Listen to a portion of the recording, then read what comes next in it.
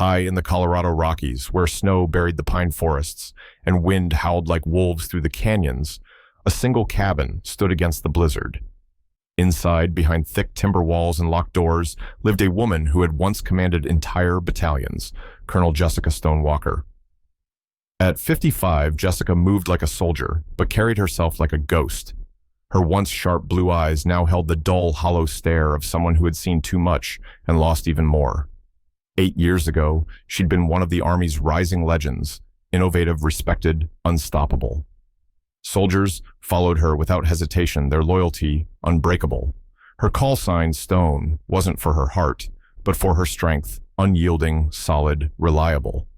But legends she knew too well could shatter. The memory haunted every corner of the cabin. 12 soldiers lost under her command, including her daughter, Lieutenant Emma Walker.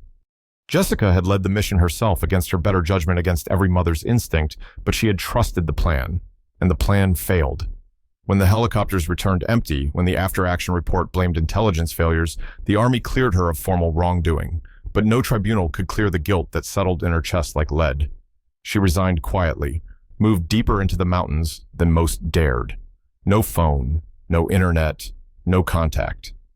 She turned the cabin into her fortress. But no walls kept out the ghosts. Each morning she awoke before dawn, her body still trained to expect the next mission. Each night she drifted to sleep beneath a tarnished, distinguished service medal and a box of ribbons she never displayed. She told herself she was content in exile, that the world had no use for a leader who failed. But deep down, Jessica feared something worse, that she could never trust herself to lead again. And so the woman once known as Stone chose silence over redemption. She hunted elk, chopped wood, and listened only to the wind. Human voices were distant memories, until tonight. Because far below where the mountain trail vanished beneath drifts of snow, 10 figures were climbing toward her cabin. 10 soldiers, desperate, hunted, and about to shatter the silence Jessica Walker had built her life upon. The pounding on the cabin door shattered the storm's rhythm. Jessica Walker froze in place. For a long moment she stood perfectly still, listening, not breathing. It came again, not the howl of wind or crack of frozen branches. A human sound, fists gloved and desperate hammering against her door. Her hand instinctively dropped to the sidearm, holstered on her hip. She crossed the cabin floor in silence, every step rehearsed. At the door, she peered through the frost-crusted window.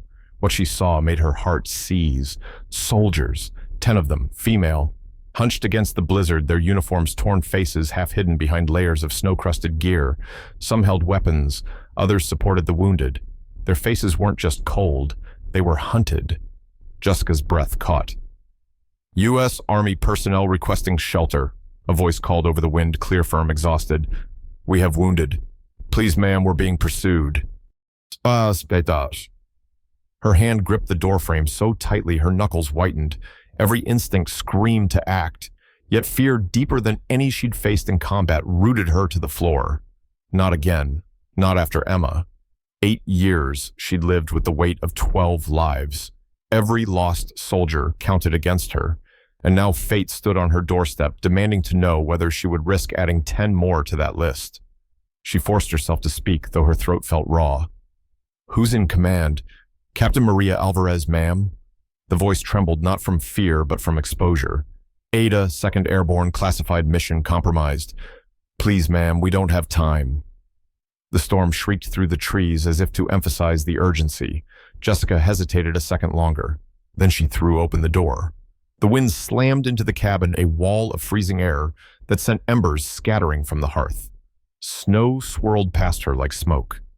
Captain Alvarez, eyes red with exhaustion, stumbled forward carrying a young private half-conscious from blood loss.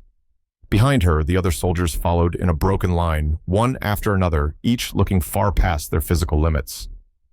Jessica stepped aside, letting them pour into her solitude. For the first time in years, her cabin was full of life. She bolted the door and turned. Her eyes swept the group with cold efficiency, cataloging injuries and morale faster than she could admit. 2 gunshot wounds, at least 1 concussion, frostbite on 3, ammunition depleted, spirits cracking. Her tactical brain, buried for years, roared back to life. Clear your weapons, she ordered without thinking. Drop packs by the stove. Medics, identify yourselves. The soldiers obeyed, instantly, relief etched on their faces. Someone had taken command. I'm Captain Alvarez, the young woman said, stepping forward again. Her face, beneath soot and ice, bore the hardened look of someone who had learned to lead too quickly. We're being hunted, Colonel. I don't know by who, but they're good. Better than us. Jessica said nothing, processing. Communications down, navigation scrambled. 3 of my squad didn't make it to the mountain. They killed them in minutes. Jessica's hands worked automatically, checking each soldier's injuries as Alvarez continued. But inside her mind, fear tightened like a vice. It was happening again. A team on the run. Hunted. A mission gone wrong. The last time she'd seen faces like these, they'd belonged to her daughter's unit, and they hadn't survived. How did you find this cabin? Jessica asked, quietly wrapping a pressure bandage around a gunshot wound. Intel, Alvarez rasped. Said there was an ex-colonel living up here, someone who'd understand. The unspoken words stung. Someone who'd understand failure. Jessica stood slowly, realizing every soldier in the room now looked to her not as a recluse, not as a ghost, but as the leader legends still whispered about. It terrified her more than the storm outside. You need a medic, not me, Jessica said at last, stepping back. But we found you, Alvarez replied, her voice steady despite the fatigue. And we're not leaving. The silence was heavy, broken only by the crackle of the fire. Jessica turned toward the window. Beyond the glass, the storm raged, but something colder prowled its edges. Shadows moved in the snow, predators waiting. She could send them away, lock the door, pretend she'd never heard their call. But when Alvarez spoke again, it wasn't as a subordinate. It was as a daughter to a mother figure she barely knew. Ma'am, we're trusting you. Jessica closed her eyes, the weight crushing. The ghosts screamed at her to refuse. She opened her eyes. Then gear up, she whispered, turning back to face them all. Because they're not here to take prisoners. In that moment, the soldier known as Stone came back to life, and the cabin, once her tomb, became a fortress. The first shot shattered the cabin window. Jessica Walker dropped instantly, instincts faster than thought. Splinters of glass rained across the floorboards. The storm had hidden them, but now the enemy was here. Position, she barked, voice snapping across the room with a command authority she hadn't felt in 8 years. The soldiers moved without hesitation.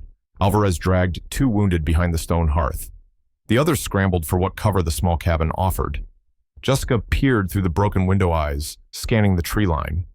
Muzzle flashes flickered between the snow-drenched pines, discipline precise. Not amateurs, not random hunters, professional. They weren't here to capture, they were here to kill. She counted 6 signatures, maybe more, moving in coordinated arcs, cut off the cabin, starve out the prey. Her worst nightmare was now her reality. Jessica backed from the window, mind racing. Memories slammed into her, the compound in Iraq, the failed extraction, her daughter's final scream. Every sound in this siege echoed those ghosts. She could feel her breathing spiral, the onset of paralysis creeping into her limbs. Not again. Colonel Alvarez's voice broke through, firm but pleading. What's the move? Jessica looked at her. The young woman's face was bloodied, terrified, but her eyes burned with trust. And in that moment, Jessica saw not a subordinate, not even a soldier. She saw her daughter. The weight broke her and rebuilt her all at once. Jessica stood. Suppressing fire, Martinez, cover that north window. Rodriguez, established fallback positions to the basement. Alvarez, with me. Your command second. The orders flowed from her like breathing. The soldiers responded instantly. The enemy's next volley struck the cabin's reinforced walls. Ricochets sang past Jessica's ears as she sprinted to the supply locker. 8 years of solitude hadn't dulled her preparation. From behind canned rations and dusty tarps, she pulled the emergency case she'd packed long ago, for a day she prayed would never come. Claymore mines, Captain Alvarez. Jessica said calmly, handing her the devices. You're going to help me lay a trap. Outside, the attackers pressed forward under the cover of the blizzard, but Jessica's mind was clear now. She saw the terrain not as a frozen death trap, but as a tactical grid. The storm was no longer the enemy. It was her weapon. She sent 2 soldiers crawling through a rear hatch to rig tripwires across the narrow mountain trail. The mines would buy them time. She knew time was their only currency. A rocket-propelled grenade slammed into the cabin wall, rocking the structure. Smoke filled the interior. Jessica choked, wiping soot from her eyes. "Colonel, they're breaching." Her mind calculated the odds. The cabin would fall. That was inevitable. But that wasn't the fight. Not this time. Jessica turned to Alvarez. "Get everyone prepped to move. 5 minutes. That's all I can buy you." And then Alvarez asked. Jessica looked at the mountain beyond the cabin walls. "Then we go up. Up in this storm, they'll expect a retreat downhill." "Exactly." Alvarez hesitated for only a moment. Then she nodded. Jessica turned her voice sharp. "Listen up. We're abandoning this cabin. Moving light. Wounded take priority. Stay tight. Stay low. The mountain is our exit." "But we'll never make it," Private Santos whispered, pale from blood loss. Jessica knelt beside her, gripping the young woman's shoulder. "We will, because I'm not losing anyone else." She meant it, with every scar on her soul. Outside, the first claymore detonated, sending a shockwave through the storm. Screams echoed from the tree line. The enemy was close now. Jessica checked her sidearm. Last magazine. "We move now." With Alvarez guiding the front and Jessica covering the rear, they slipped from the burning cabin into the blizzard's grasp. Snow swallowed their figures instantly. Behind them, the cabin that had once been Jessica's sanctuary crumbled under gunfire and flames. Jessica forced herself to look forward. She chose this path. The ascent was brutal. Visibility dropped to inches. Wind battered them sideways. She led them along a narrow deer trail she alone knew, hugging the cliffs where sensors couldn't track heat signatures. The mountain punished every step. Santos collapsed twice, and each time Jessica was the one who lifted her. Halfway up the ridge, Alvarez faltered. Jessica steadied her. "Trust me, I do." By dawn, after what felt like a lifetime spent in the storm, Jessica saw the extraction ridge, a flat plateau where the signal beacon could transmit. She deployed it, her frozen fingers barely working. The beacon's green light pierced the fog. Behind them, distant gunfire echoed, but too late. They had climbed higher than pursuit could follow. When the Black Hawk finally roared over the ridge, Jessica Walker stood at its center supporting 2 wounded soldiers. Her hair was ice, her knuckles were bleeding, but her eyes burned. Every soldier made it aboard, every single one. As the helicopter lifted into the pale morning sky, Jessica glanced down at the mountain and the ruins of her past. This time she had saved them, and her ghosts, for once, stayed silent. The roar of the Black Hawk faded into memory as Jessica Walker stood once more on solid ground, not at her isolated cabin, but at Fort Carson's medical wing, where soldiers recovered and intelligence officers waited. Her mission wasn't over. In fact, it had only begun. Captain Alvarez stood beside her, face still pale but eyes resolute. "Ma'am, the intel you found in the mountains. It's real." Command confirmed.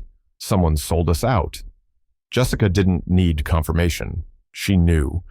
Buried within the equipment seized from the enemy ambushers, she had discovered what she feared most: encrypted satellite uplinks, advanced comms gear, and most damning internal military frequency charts marked with access codes used by U.S. command networks.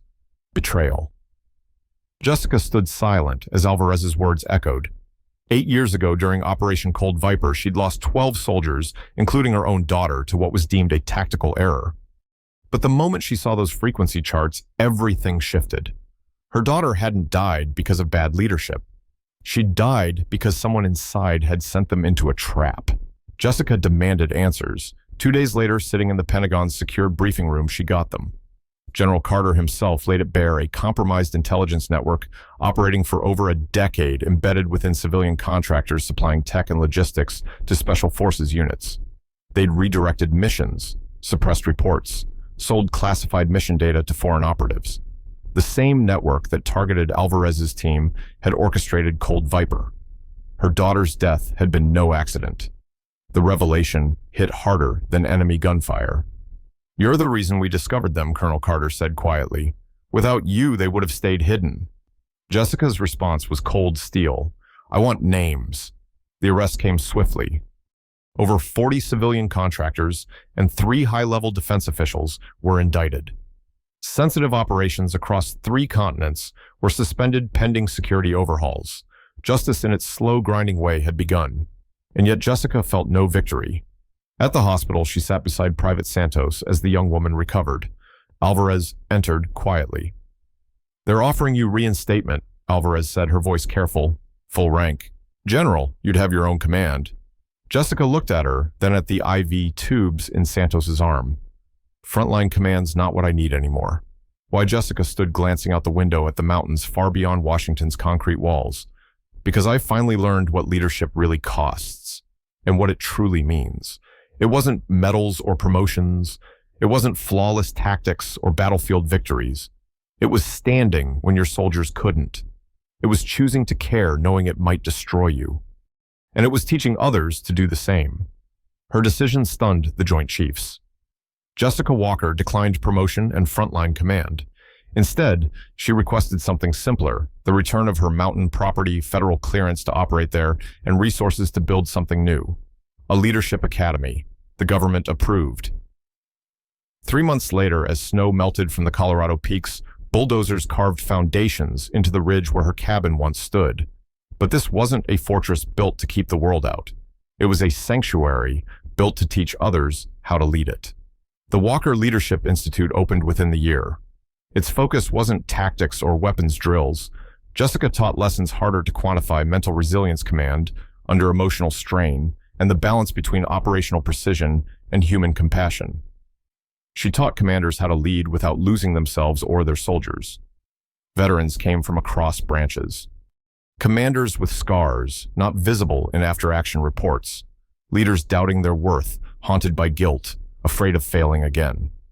Jessica stood before them in plain fatigues, her expression as steady as the mountain winds behind her. "Out there," she said softly, "you'll face enemies you can't predict, missions that fail, people who die, not because you're weak, not because you're careless, but because war costs everything." She paused. "And still you lead." Captain Maria Alvarez, now her second-in-command, watched silently from the rear.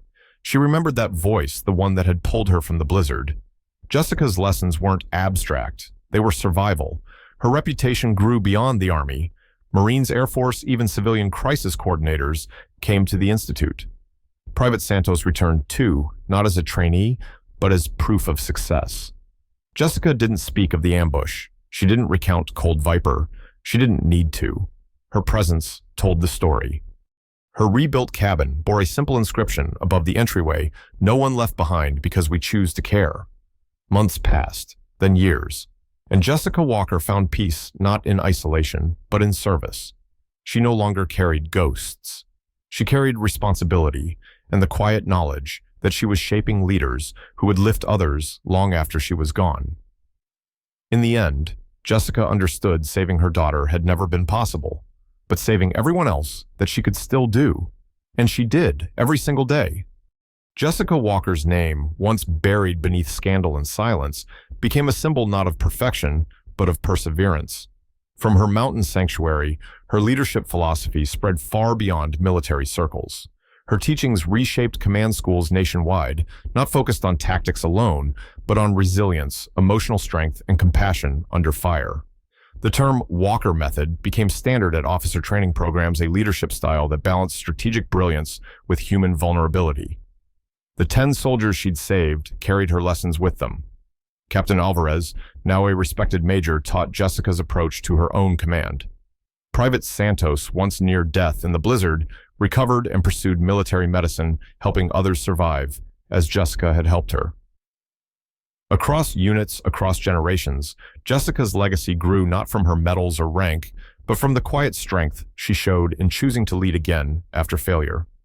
Her once-forgotten mountain cabin transformed into a renowned institute where leaders came to understand a hard truth. Real strength isn't about avoiding mistakes. It's about rising after them. Jessica's life proved that leadership isn't built in moments of victory, it's forged in the aftermath of loss. She never sought recognition, but in time her story inspired thousands. And perhaps that's the lesson you too can carry. We all fail. We all break. But true courage isn't found in never falling. It's found in standing back up and lifting others when we do. If Jessica's journey moved you, honor someone in your life who showed you strength when you felt weak. Leave a comment below, share this message, and don't forget to subscribe for more real stories that remind us heroes aren't perfect, they're human. And sometimes that's what makes them strongest of all.